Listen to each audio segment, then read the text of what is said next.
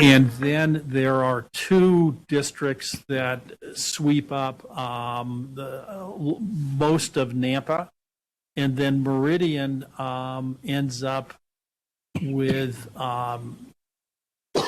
two, almost three districts.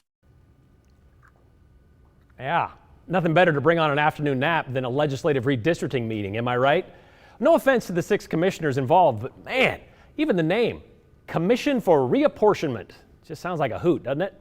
Well, here's what is happening right now. Actually, it started back September 1st and is continuing through next week, but we are toward the end of a long, drawn-out discussion about redrawing voting districts. There are 35 of them in Idaho, and there can only be 35 because of last legislative session. And every 10 years, right after the new census data is released, and we figure out how many people moved in or out of what part of the gem state, Idaho calls on a commission to make state representation more fair based on those population proportions.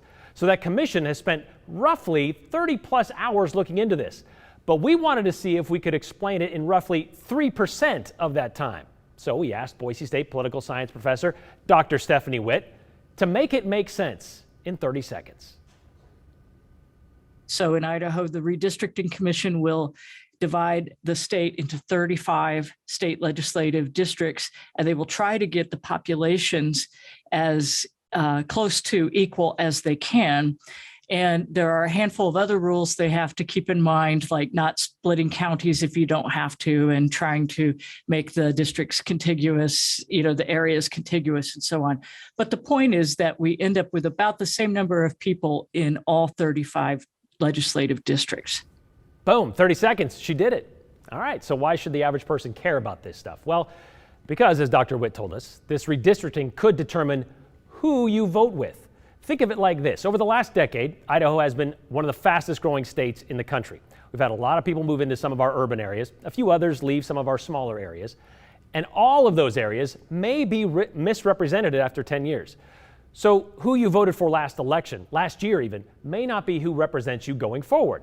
You could be in with people you weren't in with before, as Dr. Witt puts it, because the commission could decide to drastically change the district boundaries, or they could leave them nearly the same.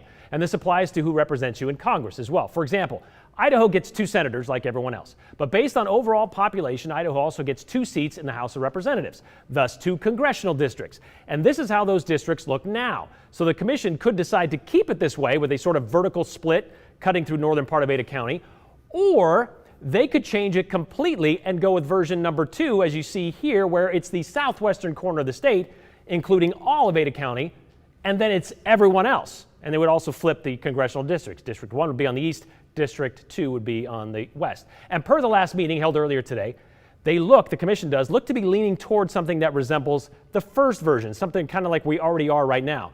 Now, there's supposed to be a public review, online review period before the commission's next meeting. And that is set for November 10th, where they look to make any final adjustments and vote to approve whichever plans they will submit to the state for final approval. By the way, Idaho is only a handful of states that do it this way, a redistricting commission instead of relying on the state legislature. This bipartisan commission, 3 Democrats, 3 Republicans, was set up by the Idaho legislature back in the mid-90s to avoid the potential politics of possibly drawing lines to protect incumbents, otherwise known as gerrymandering.